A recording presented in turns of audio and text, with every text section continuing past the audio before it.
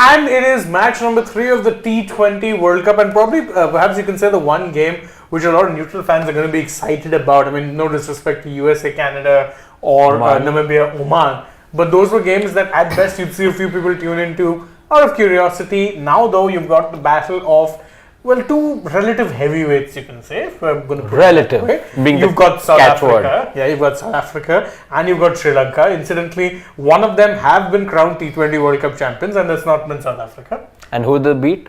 In India in the final. How can we forget? Anyhow, the big news is that Sri Lanka have in fact won the toss and rather surprisingly have chosen to bat first. I think, and this is what Vanindu Asaranga, the skipper, said at the toss, is that we back our bowling strengths more. So we, have this idea that we're just going to be able to defend anything. So I think the thing is go there, get some runs with no pressure, and then actually go and get the South Africans out. And interestingly, and this is very interesting, is that Aiden Markram came to the toss after and said that, listen, Ravi, we would wanted to bowl first anyway. Clearly, no chasing demons in this format. Yeah. No, but we've seen that teams doing that again and again so that you do not give too much and you want to sound more confident. I don't think they would have liked to bowl first again, especially against Sri Lanka. They would have wanted to come out and actually give out a statement just at the beginning of the World Cup, because they would be definitely being fancying their chances in this tournament. Absolutely, and very interesting, by the way, as far as Team 11s go. We'll get to those in just a bit. But again, I think if you look at both of these teams, it's very funny, but 2014 were good years for both of them. Yeah. Not the senior team for South Africa, but in 2014, Aiden Markram was the under-19 captain for South Africa, led them to the under-19 World Cup. Later that year, just a month or so after, if I'm not mistaken, Sri Lanka ended up beating India to win their T20 World Cup, one and only. And it's the last major tournament they've won. I'm not going to count the Asia Cup. Yeah, I was about to say the Asia Cup. But I'm not going to count the Asia Cup. So they won it, by the way, at a time. They won it at a time. Nobody was giving them a chance to begin with. Exactly. Let's be honest. Afghanistan in the opener. Yes. And then they ended up going on to beat India in the Super Sixes, knock India out. And, from there on, you said, okay, no, this is in fact... I remember them calling them the New Zealand of the Asia Cup, if you remember that. But I think it's a confident decision by Hasaranga. I was reading one of his interviews today before coming to office, and he was like that we have been in the United States for the last 2-3 weeks now. We've had a good preparation, played a couple of matches. So I think they are very sure of how they want to go about their business, and batting first might not really be a bad idea. Knowing that this South African team is known to choke under pressure, known to choke when there are big chases. So I think not sure how the track's going to play, but 170 or 180 against this South African team would still be a good score. Interesting. Two things that come to my mind when I look at the developments over the last 10 minutes. One, I am reminded of a South African team which loved batting first in the World Cup, which was played about 7-8 months back now. Point number one, so maybe they didn't want to give the South African side another chance to have a crack with the bat first. Second is clearly the two teams have interpreted conditions very differently. Correct. Because Aiden Markram was absolutely ecstatic with the fact that you had us do what we wanted to come here and do first. So the reading of the pitch is something that the both teams have been very, very, very contrasting about. I remember Adelaide 2022 as well. The English team had a different opinion of the pitch at the toss than the Indian camp did, and we eventually know what happened. So let's see. It does try to get one-sided at times. When you have two teams that look at the toss in differing ways. We saw that happen in the IPL a few times as well. Then there've been teams wanting to bat first or whatever decisions the winning captain at the toss made actually ended up backfiring. But let's just see how it happens here in rather unknown territory as New York becomes that city that every cricket nut is trying to understand right now about the city, the pitch, and is probably the one city which is searched the most right now as far as Indians are concerned. Absolutely, and let's quickly go over the playing 11s, and we'll start, of course, with Sri Lanka. It's the team batting first, and by the way, it's very interesting. I'll get to why exactly it's interesting, but Hasaranga said something in the pre-match, and I'll get to why I said that's interesting. But first, the 11. You've got Pathum Nissanka and Kusal Mendes to open. Then you've got a Kamindu Mendes, Sadira Samaravikrama, Charata Salanka, Angelo Matthews, Dasun Shanaka, Wanindu Hasaranga, then Mahesh Theekshana, Matisha Patirana, and Nuwan Tushara. So, sorry to anyone who was expecting, what was his name? Madhushankar? Yeah, Madhushankar. Dilshan Madhushankar. No, Dilshan Madhushankar. That was a little. There is no Belage as well. Yeah, but Velalage was always going to be. There is no impact player. I am reading an 11 without naming an impact player for the first time in 2.5 months now. It feels weird. You know, the contrast is very much, I think, visible that there's a team batting first has gone in with 2 specialist pace bowlers, and then there is a team which has gone with 4 specialist pace bowlers. Yeah, and just one definitely spinner. They read the conditions differently. Very differently because they've just gone with one specialist spinner. Yeah, I mean, we're not counting Markram. Markram, yes, I'm not No, exactly. are you counting Matthew Shanaka together as one? Yeah. You are. They are, you know, So, pace otherwise you've bowlers, 3. all-rounders. Otherwise you've got 3. Yeah, because you've got but again, three. I don't think Matthews will bowl a lot. Yes. He'll probably bowl in the power play, maybe Yeah. a couple of overs. And That's that's what it. I think his job is. And then that's it. With Dasan Shanaka, you can squeeze an over or 2 out in the middle. And I think he did have a decent game in one of the warm-ups, right? He took like 4 wickets or something. I'm trying to remember. So he's done well. But what I found very interesting is Hasaranga Singh, we've gone with a 7-4 combination. Yeah. And Wanindu himself comes into bat at 8. This, by the way, is the same man who in the last edition of the Lanka Premier League won the most wickets. Yes. He got the Most most runs. runs. Yeah, most man of the matches, catches, captain everything of was the him. He was him. Yeah. He was that person, and he's calling himself the 8th batter. I'm surprised because Wanindu is a more than capable bat, especially on a slightly sluggish kind of wicket. Yeah. He can absolutely whack them. So I like the look of, by the way, if you're looking at batting depth, Sri Lanka somehow have more because Wanindu is coming in at 8. Yeah. Now to the South African lineup, and this one has a couple of surprises. So let's go. I mean, you would have seen just before this match, we did a prediction of sorts of what their best 11 would be. Haven't quite matched that, but it's very close. Well, I think we still have 9 out of 11. 10 out of 11, really. Maharaj, we had a slash in front of Maharaj. We had Maharaj, no, we had a slight Shamsi. So that was fine. The only one who we missed out on was Oatmeal Bartman. Oatmeal Yeah. Bartman, who plays his first ever World Cup game and second international game overall. We had Katsira in place of him, but other than that, it's pretty much the same team. So you've got Quinton de Kock, you've got Reza Hendricks, Aiden Markram, Heinrich Klaassen, David Miller, Tristan Stubbs, Marco Janssen, who of course should be starting, is their only all-rounder, Keshav Maharaj, Kagisa Rabada, Heinrich Nokia, and Othniel Bartman. Now, Bartman is what? Is he an express pace kind of guy, or is he more on the other side of things? Because I've never really seen him play. He generates good pace. I saw a little bit of him during the T20, and he has this knack of getting those crucial wickets with the new ball. So I think he could probably be the one who would start alongside Kagiso Rabada or maybe Marco Janssen. Interesting. Is Nokia then again going to be bowling at And death? he's also a good death bowler too. There we go. That probably answers your question. Nokia would definitely want to turn around from what he has done in the IPL and would be definitely expecting something different this time. And I think he also adds that surprise factor, like not really sure why Kudzia has missed out. Could be a niggle or an injury, not sure, what's the Could be certain other things. reasons. But yeah, I think I can understand what the certain other reasons mean here. But yeah, I think it's a good chance for Bartman. He would really look to make the most of it, and I think it's a stage where South Africa can really try their options before they, let's say, qualify for the Super 8, and looking at Bartman in the first couple of games might not really be a bad move. I mean, look at, by the way, I have to say this, South Africa, their pace bowling reserves right now are insane. Yeah. Nandre Burgers in the reserves. travelling reserve. There is Giddy also. there's no Lizard Williams anywhere. There's no Lizard Williams. was phenomenal in the couple of IPL games he played. He was pretty ramping it quick. up. Yeah, he was He ramping it even up to played a 150. couple of games in the 50 over World Cup also. Correct, and was Yeah, consistently ramping it up And to he was hitting the 150s. right lengths also. Yeah. He was pretty good. I'm surprised. I mean, some of the pace bowlers they have, woof. I mean, if only they had a few more all-rounders, I think they'd be sorted. Because otherwise, if you look at the batting, it's power-packed. But again, it finishes at 7. It finishes very much an Indian team, playing in green is what I would say, because there are such shockingly similar parallels that can be drawn between the two sides. There is nobody else to look forward to once that pace bowling all-rounder that features in the 11 is gone. You don't know. You suddenly have just a long tail to look at, pretty much the same scenario with South Africa here as well. And once again, the one thing that we pointed out earlier as well in their 11s as to who would be 3-4, let's tell you what it does look like from the team sheet. Aiden Markram 3, Heinrich Klaassen 4.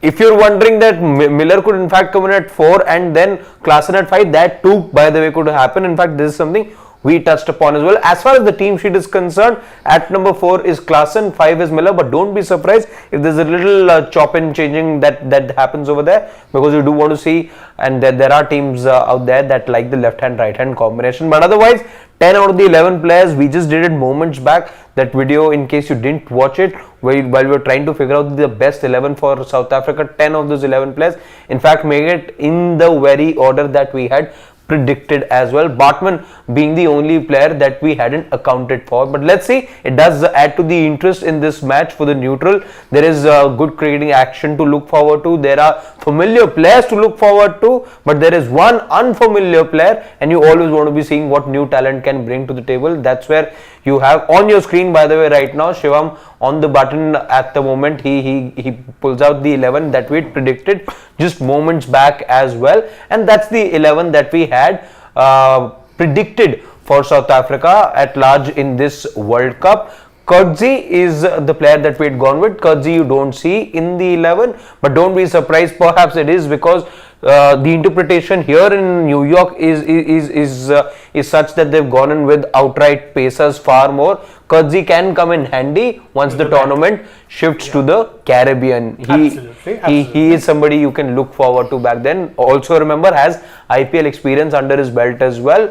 As far as Otniel Bartman is concerned, SA T20 is where he made his name, and he finds not just himself in the squad to begin with, which was a little bit of a surprise, because you saw India not read too much into T20 World Cup, or let's just say only selectively did read into the IPL, but you had an Australia as well that didn't read too much into franchise cricket, and as a result, Jake Fraser-McGurk, by the way, doesn't make it to the 15, squad. But David Warner does retain his side. On the other side, South Africa, not just Bartman, Rickleton as well.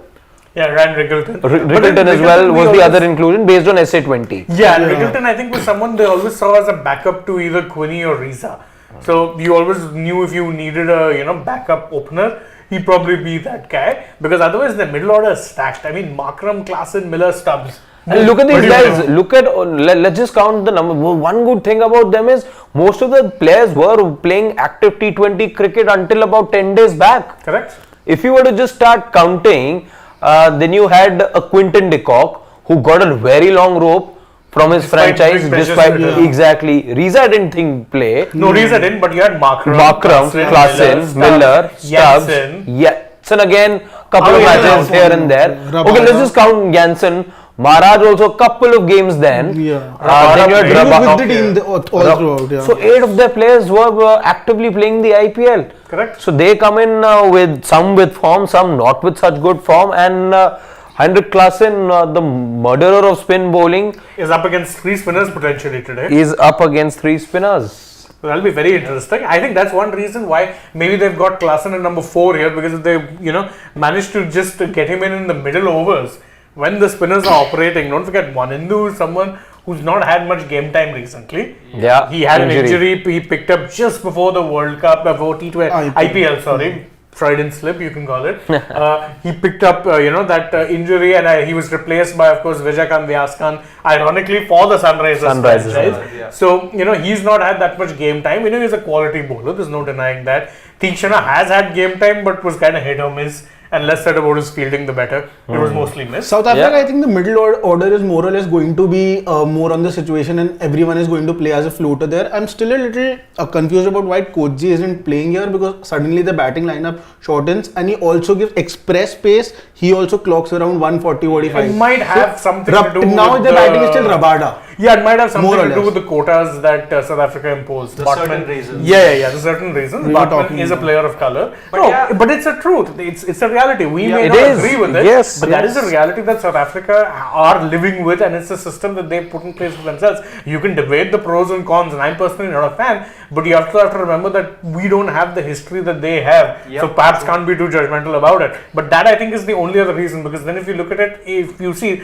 the number of players kind of balances out. There's a Maharaj, there's a Rabada, a Botman, and I think Riza? Riza Hendricks. Yeah. Riza. Yeah. So that's 4 players of color. That's Yeah. perhaps Yeah. why you don't see it. and it's very intricate. You need to understand. Shane makes a valid point that there's so much to their history, their culture, that perhaps we on the outside may not be able to understand, and they've got to do it in a cricketing season. They have to ensure that a certain number of players of color play. Then they also need to ensure that certain players from the black South African community as well feature in the playing 11. Exactly. So you have to ensure so many things happen, and you talk about India being that one country at times, or a couple of the other South Asian countries, Southeast Asian countries get entangled in off the field chatter far Politics, too yeah, much. yes. Look at South Africa. The talk around their team or their World Cup squad since the time it's been announced has all been about whether there being adequate representation or not, or if you've done the right choices. A.B. de Villiers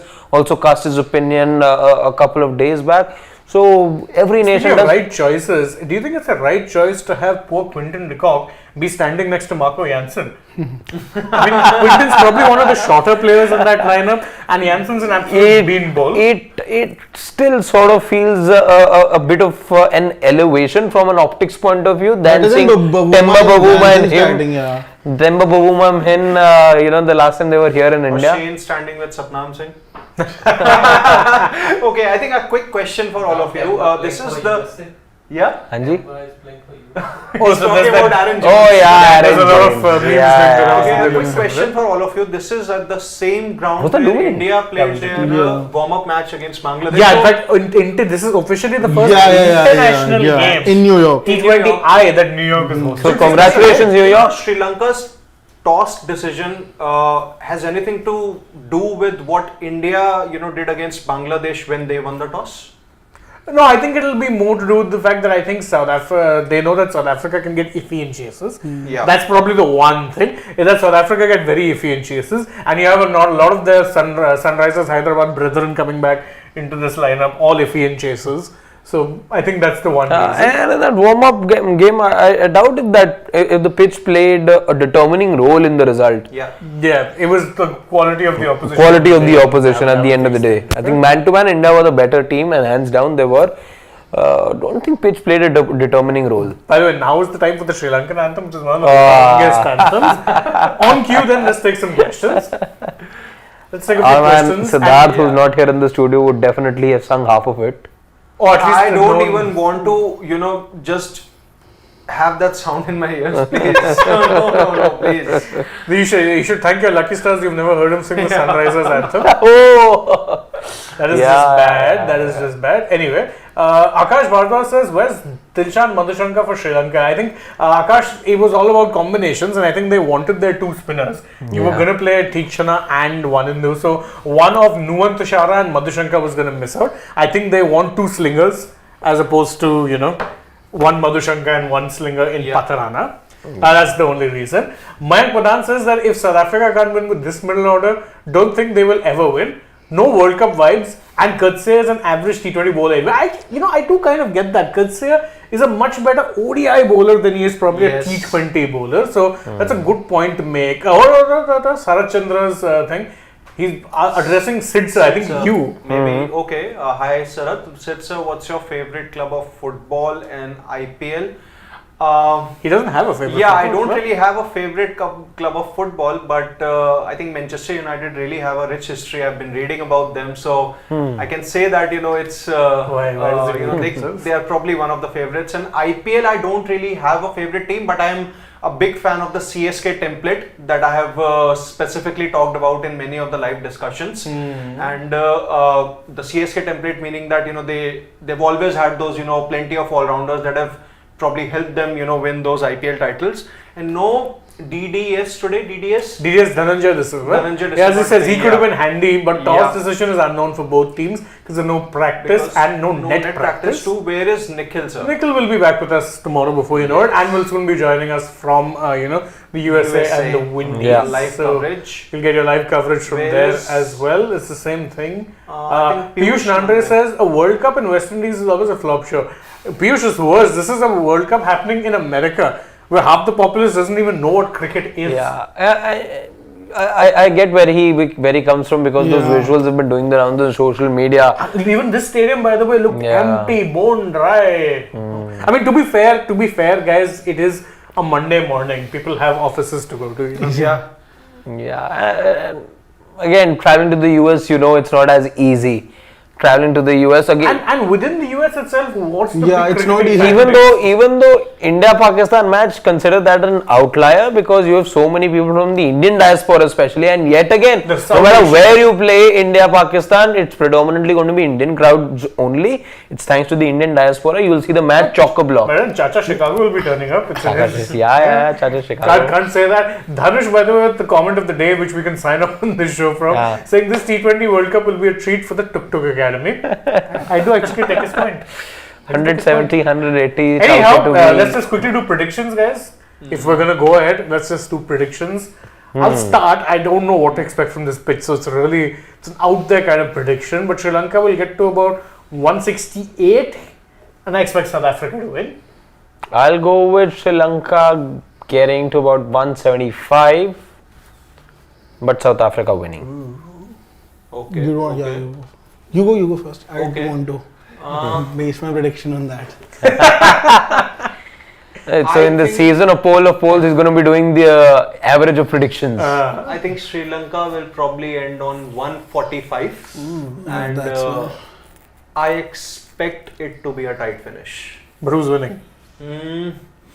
I think South Africa will get over the line. Oh. 145. I think Sri Lanka would get to about 130, 135 to 140-ish. And South After Africa would win it 300 easily. days are gone. No, I wanted to say 130. I was thinking about 30 or 40. I was So actually Okay. thought about breaking the SRH record. Yeah, So there is no 135. SRH, there is no RCB here. I was confused between 30 and 40. That's why that was the first thing that came out. So I think 135 to 40. 135. And South Africa 140. winning it quite easily. So we're expecting it's a clean sweep. So it's 135 to 140. What does 145, Quinton de Kock 160. do, Shivam? He didn't do much for LSG. 152. No, we need a Quinton de Kock prediction from you first. What's that all about? Because he's a Lucknow Super Giants fan. Okay. Super fan. He's a Lucknow Super Giants super Does Quinton de Kock, does this tournament bring a change of fortune for him? Maybe.